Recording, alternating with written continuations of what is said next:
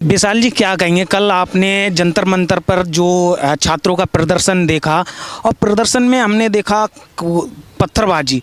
तो आपने बहुत सारे प्रदर्शन देखे हैं इस देश में। इस प्रदर्शन में आपने क्या चीज़ें देखी, क्या चीज़ें आपको समझ में आई, क्या कहेंगे इसको लेकर? मेरा मानना है कि इस प्रदर्शन में कोई धैर्य नहीं है और इनको सीखना चाहिए। अभी रिसेंटली 2011 में अन्ना हजारे जी ने आंदोलन किया था और कई दिनों तक शांतिपूर्वक आंदोलन करने के बाद ये उनके पूरी मांगों को कांग्रेस की सरकार उस समय की मांग ली थी और उसमें भारतीय जनता पार्टी भी पूरे प्रोटेस्ट में शामिल था। लेकिन सभी को ये समझना चाहिए कि पार्टी होते हुए भी कोई भी ऐसा संवेदनशील या देश विरोधी कार्य नहीं हुआ जिससे कि देश के लोकतंत्र के ऊपर कोई उंगली उठे। अभी जिस तरीके का जो कल का प्रदर्शन हुआ है उसमें एक नारा बहुत चल रहा था कि हम बांग्लादेश और नेपाल मॉड्यूल को इंडिया में लागू करेंगे और ये छात्र कह रहे थे, जो कि बहुत ही गलत है। मेरा मानना है कि लोकतंत्र में विरोध होना चाहिए। प्रधानमंत्री जी से या देश के राष्ट्रपति जी से सवाल पूछने का हक हर भारत के नागरिक को है और यही हमारे कॉन्स्टिट्यूशनल मेकर ने कॉन्स्टिट्यूशन के आर्टिकल 1 में भी लिखा है कि हम भारत के लोग जो सभी लोग एक साथ आकर सबसे यह सवाल पूछ लेते हैं और लोकतंत्र का मतलब ही यही होता है। लेकिन इस तरीके से उग्र प्रदर्शन करके, अहिंसा करके अगर आप चाहते हैं अपनी बात को मनवाना तो मैं उसे सही नहीं कहूंगा। आपको एक दायरे में रहना होगा। कुछ लोगों का कल से ही जवाब आ रहा है कि 18 दिन तक तो हमने शांति से किया तो अब उग्र हो गए। तो इनको सीखना चाहिए कि गांधी जी 1914 में देश में आए थे, 1947 तक उन्होंने अंग्रेजों का विरोध किया, कभी भी हिंसा का मार्ग नहीं चुना और देश को आजादी दिलाई। अन्ना हजारे जी ने कितने लंबे समय तक प्रोटेस्ट किया। सोनम वांगचुक जी जब तक वहां पे थे तब तक कोई हिंसा की बात नहीं आई थी। लेकिन एक ही दिन अगर वो बीमार होकर चले गए कहीं पे तो उसके बाद तुरंत हिंसा की बात आ जाती है, झड़प हो जाता है। और कई ऐसे वीडियो हैं जिसमें आम नागरिकों को सीजेपी के प्रोटेस्टर मार रहे हैं, मीडिया के बंधुओं को सीजेपी के प्रोटेस्टर मार रहे हैं।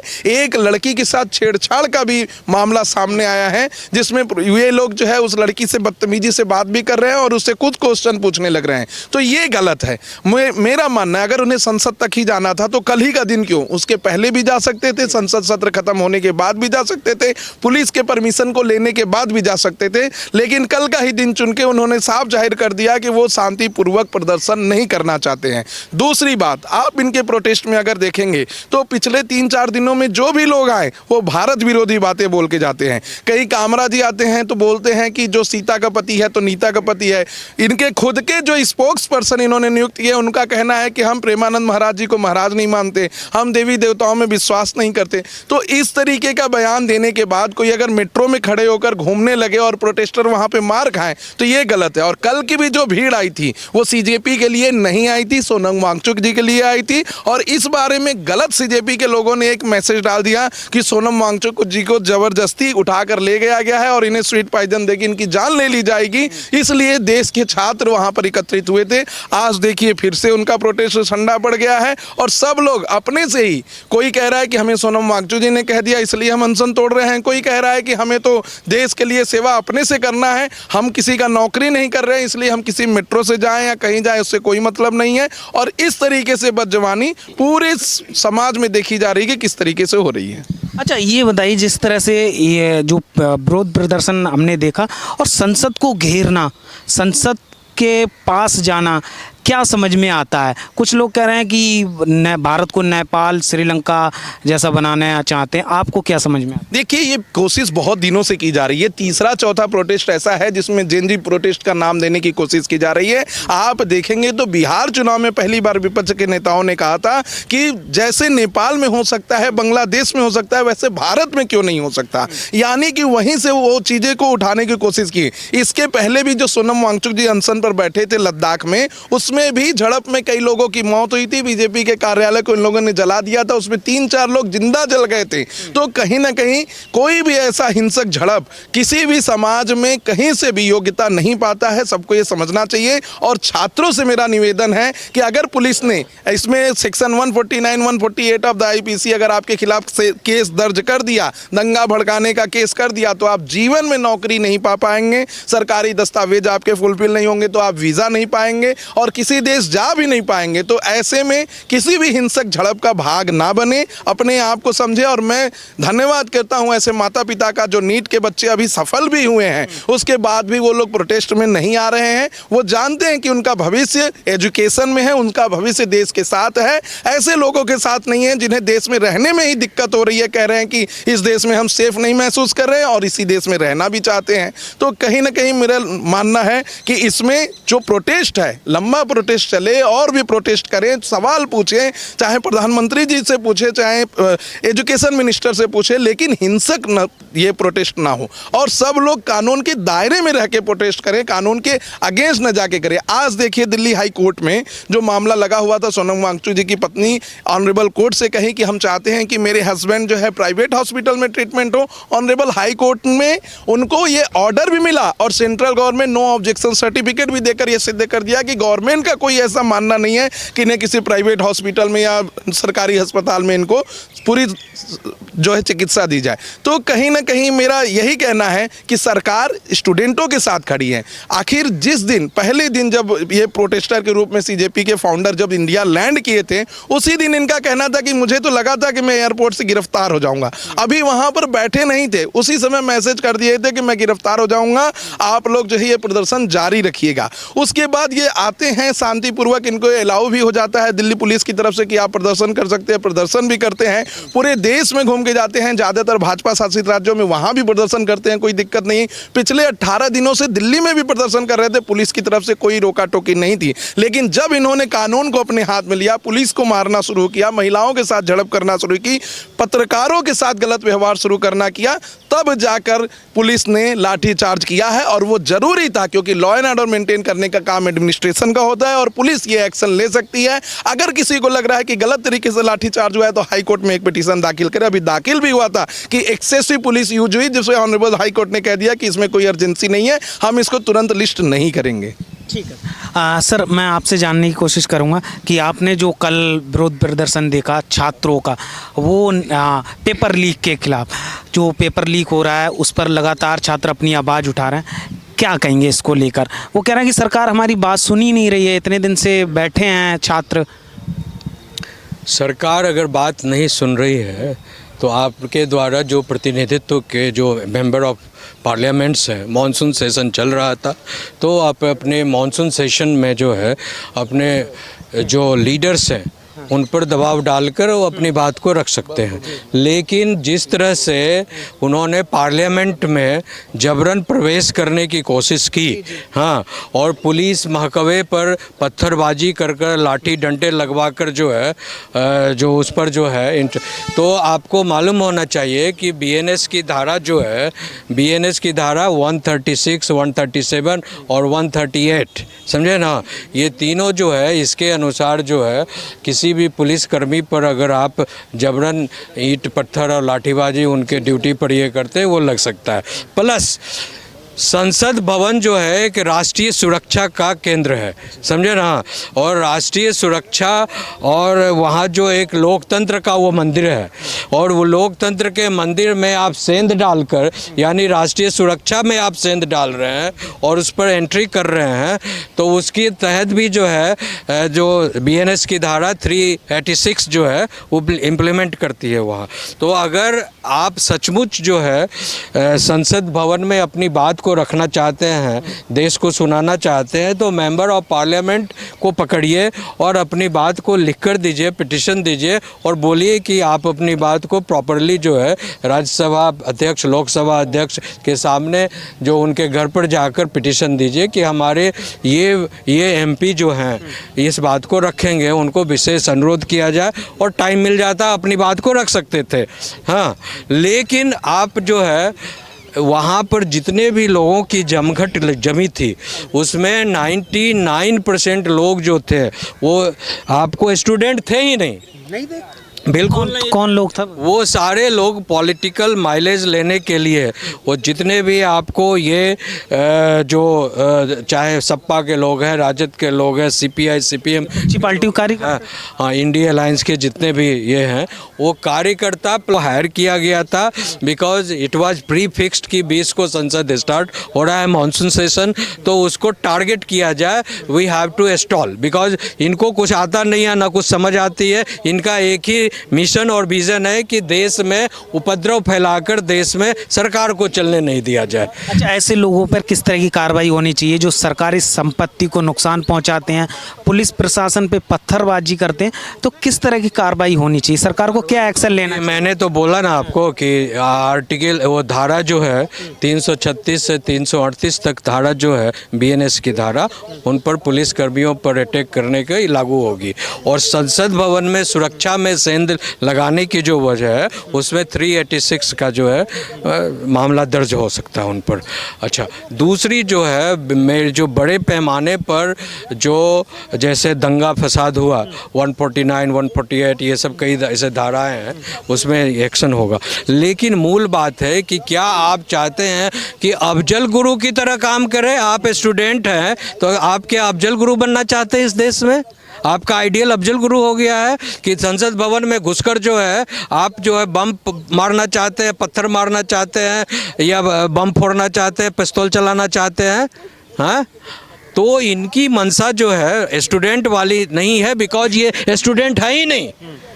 और ये they are sponsored by American open society, जिसकी सोनिया गांधी वाइस प्रेसिडेंट है, जॉर्ज सोरेस प्रेसिडेंट है उसका। और एक से एक मॉडल, एक अमेरिका में बैठा हुआ अभिजीत दीपांकरे, क्या नाम है उसका? हाँ, दीपिक है। उसको तो ना बोलने आती है, ना चलने आती है, ना चिंतन है। वो एक कॉकरोच, ऑनरेबल सीजेआई की स्लिप ऑफ टंग से कॉकरोच एक वर्ड निकल गया, और वो उसको एक जो है मतलब सरकास्टिकली एक पार्टी का रूप देकर पूरे देश में विध्वंस क्रिएट करना चाहता है। भाई, आप अगर सचमुच इंटरेस्टेड हैं, अमेरिका से आकर यहाँ सेवा करना चाहते हैं युवाओं की, हाँ, तो आप उनकी इश्यूज़ को लेकर प्रॉपरली जो है आप कोर्ट में जाइए। धरना प्रदर्शन में मारपीट करने की क्या बात है भाई? हाँ, आप इश्यूज़ को रेज कीजिए। आप जो है टेम्पल्स बने हुए हैं, पार्लियामेंट बना हुआ, विभिन्न तरह का जो है ये संसद के अलावा जो है विधानसभाएं बनी हुई है, वहाँ जाइए, इश्यूज़ को लाइए सारे। आप उस तरह की कैंपेन कीजिए ना, यूनिवर्सिटीज़ में जाइए। शांतिपूर्ण तरीके से करनी चाहिए। शांतिपूर्ण तरीके से ही करना पड़ता है, तभी सुनवाई होगी, समझे ना? आप उग्र तरीके से कर देखिए, स्टूडेंट मूवमेंट कितने हुए कांग्रेस सरकार की, मैं बताता हूँ। 1965 में जो है हिंदी तमिल विरोध का बहुत बड़ा देश में विरोध हुआ था, भाषा के ऊपर बहुत बड़ा, पूरे भारत गर्मा गर्मी हो गया था स्टूडेंट्स मूवमेंट की बात। फिर जो है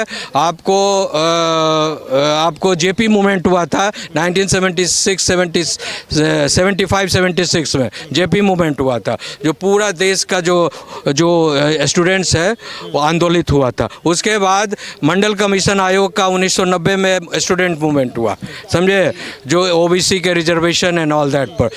अब 2026 में आकर आपको कहीं से एक भी स्टूडेंट नज़र आ रहा है? तो ये लोग कहीं से भी भारत के हित में काम। फिर कह रहे हैं कि अगर आज की तारीख में चाइना अगर देश में एंटर करता है तो हम उनको कहें, रास्ता दिखाएंगे कि चलो भाई इधर से जाओ, देश में भारत को ऐसे कब्जा करो। तो इनकी मंशा बिल्कुल 100% देशद्रोही है। ये कहीं से देशभक्त लोग नहीं है, और स्टूडेंट के इशू के नाम पर वो अपना रोटी सेकना चाहते हैं। सर, आप क्या कहेंगे? आपने पूरा जो प्रोटेस्ट देखा कल, क्या कहेंगे, क्या कुछ समझ में आया? जी, ये ऐसा प्रोटेस्ट है जिसका वेट जितनी भी राजनीतिक पार्टियां हैं जो विपक्ष में हैं, सब लोग कर रहे थे कि ऐसा कुछ हो, ऐसा कोई कियोस्क क्रिएट किया जाए जिससे उनको एक अपॉर्चुनिटी मिले, कुछ ऐसा माहौल बनाने के लिए। हालांकि फिर वो माहौल ये कॉकरोच जनता पार्टी ने बना के दिया। एक ऐसा समय आया कि उन्होंने बना के दे दिया, ठीक है। अब वो सारी राजनीतिक पार्टियां अब वहाँ पे आ गई हैं। अब सब लोग अपना वहाँ पे भविष्य तलाश रही हैं। कल जो मैंने देखा वो हालांकि मैं हर रोज़ देख रहा था यूट्यूब वगैरह पे, लेकिन मैं सोचा कि नहीं चलो पर्सनल फील किया जाए वहाँ पे जाके। मैंने क्या देखा वहाँ पे, पहले तो आम आदमी पार्टी का पूरा वर्चस्व था मंच से लेके हर जगह तक, लेकिन कल जो हुआ, कल आपसी प्रतिद्वंद उनमें दिखा मुझे। ये चंद्रशेखर रावण और आम आदमी पार्टी के अंदर वो सोच रहे थे कि हमारा हो, अब वो और आम आदमी पार्टी सोच रही थी कि हमारा हो, लेकिन कल चंद्रशेखर रावण का पूरा वहाँ पे वर्चस्व था। अब वो पूरा वहाँ पे कवर किए हैं और आम आदमी पार्टी वालों को बिल्कुल भी अच्छा नहीं लग रहा था। अब आते हैं इस मूवमेंट पे, ठीक है, क्या ये मूवमेंट वाकई में कितना सार्थक है, स्टूडेंट्स के लिए कितना सार्थक है, क्या स्टूडेंट्स वहाँ पे हैं, कितने हैं, अगर हैं तो। अगर इसकी हम बात करें तो स्टूडेंट्स लॉबी जो है, स्टूडेंट्स लॉबी मैं बता रहा हूँ 7 से 8% है वहाँ पे, सिर्फ 7 से 8 आप जान लीजिए। और मैं बताऊँ आपके सोनम वांगचू जी हो गए, सोनम वांगचू जी काफ़ी देर से ये प्रयास कर रहे थे कि कुछ अटेंशन हमको मिले, अटेंशन बिल्कुल नहीं मिला। तो ये कॉकरोच जनता पार्टी एक्सीडेंटली ही कह सकते हैं कि हाँ ये इनका कॉकरोच जनता पार्टी बना, और इसमें उनको एक ऐसा बंदा चाहिए था कि जो थोड़ा सा सीनियरिटी को लेके आए, तो उन्होंने सोनम वांगचू जी को लेके आया, ठीक है। तो उनका चेहरा और अभिजीत का चेहरा मिलके, क्योंकि उसका वो क्या है, वो उसके अंदर बहुत बचपना है, क्योंकि मैं बात भी किया 11:30 बजे मैं मंच पे गया था, अभिजीत से मैंने बात भी किया। तो मेरा फर्स्ट टाइम था, तो मुझे ये लगा कि ये अपने विवेक से कुछ भी निर्णय नहीं ले रहा है। मैं देख रहा हूँ कि अगर कोई सांसद आ रहा है या कोई बड़ी पर्सनालिटी आ रही है, जो भी उसको बता रहा है वो वैसे ही उधर इन्फ्लुएंस हो जा रहा है और वैसे वो बातें कर रहा है, ठीक है। क्या ये स्टूडेंट्स के लिए हितकर है? वो पूरा का पूरा पॉलिटिकल मोटिवेटेड है। मैं स्टूडेंट्स को मैसेज देना चाहता हूँ कि आप यहाँ पे आके अपना समय और अपना भविष्य ना बर्बाद करें, क्योंकि उसका जो मोटो है, जो उसका एजेंडा है, ठीक है, पॉलिटिकल स्वार्थ से ग्रसित है वो। आप अपने आप को टाइम दो, पढ़ो लिखो, आगे बढ़ो, और अगर अपनी बातें रखना है तो अच्छे तरीके से रखो। किसी सांसद को पकड़ो, अपने प्रतिनिधि को पकड़ो, अपने प्रतिनिधि से बोलो कि हमारी बातें वहाँ पे रखी जाएं। मैं ये भी नहीं मानता कि सरकार में सब चीज़ अच्छा चल रहा है, सारा मंत्रालय अच्छा चल रहा है। एजुकेशन में बहुत बड़ी प्रॉब्लम है, एजुकेशन रिफॉर्म होना चाहिए, और उनकी मांग बहुत जायज़ है, और उस पर भी गवर्नमेंट को भी ध्यान देना चाहिए, और उनकी अकाउंटेबिलिटी भी बनती है। जी, आप क्या कहेंगे, आप युवाओं का छात्रों का जो प्रदर्शन क्या कहेंगे? एक्चुअली जैसा कि मेरे सीनियर्स ने बताया आपको कि जो सीजेपी है, इसमें सारे लोगों को तो नहीं, लेकिन एक मेजॉरिटेरियन है जो इसमें जुड़े हुए छात्र हैं। एक्चुअल में जिन छात्रों का मैं उस विचार परिवार से आता हूं सरकार की, लेकिन इस बात पर मैं घोर और कड़ी निंदा करता हूं कि आपने छात्रों पर, जो जेन्युइन छात्र थे, उन पर लाठी क्यों चार्ज की। दूसरा सबसे बड़ा क्वेश्चन, आप अकाउंटेबिलिटी क्यों नहीं लेते हैं? आपको अकाउंटेबिलिटी लेनी चाहिए, रीजनेबल अपॉर्चुनिटी आप हियरिंग देते, कम से कम छात्रों को रिप्रेजेंटेटिव जाता, उनसे मिलता, क्या गलत है क्या सही है, बाद में जस्टिफिकेशन होता। लेकिन इसमें दो पैरेलल चीज़ें हैं। ये बात भी सही है कि फॉरेन कंट्रीब्यूशन रेगुलेशन एक्ट के द्वारा फंडिंग आती है, इनको फॉरेन फंडिंग आती है। ये लोग उन लोगों को मंच क्यों देते हैं जो लोग सेपरेटिस्ट मूवमेंट को इस्टेब्लिश करते हैं? वो लोगों को फंडिंग क्यों देते हैं जिन्होंने कहा कश्मीर भारत का हिस्सा नहीं है? अगर आपको जेन्युइन प्रोटेस्ट करना था और आप भारत को अच्छा विकसित राष्ट्रों की तुलना में बनाना चाहते थे और आप एजुकेशन रिफॉर्म लाना चाहते हो, तो आपको उन लोगों को मंच नहीं देना था जो देश को तोड़ने का काम करते हैं।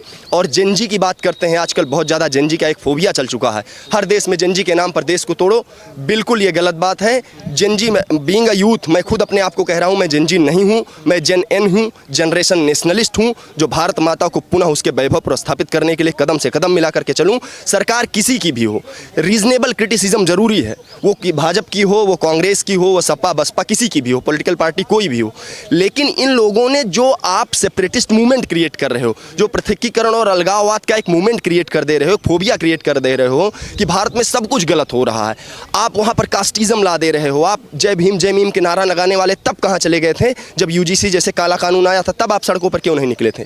तब आप साफ सुन गया था, लाल किताब वाले कहाँ चले गए थे? तब तो ये नहीं आए थे। अब क्वेश्चन आता है कि अगर वास्तव में एजुकेशन रिफॉर्म आपको चाहिए तो आपको जेन्युइन चीज़ों पर बात करनी होगी, आपको छात्रों के दर्द और दुख को समझना होगा। ये सरकार की अकाउंटेबिलिटी बनती है।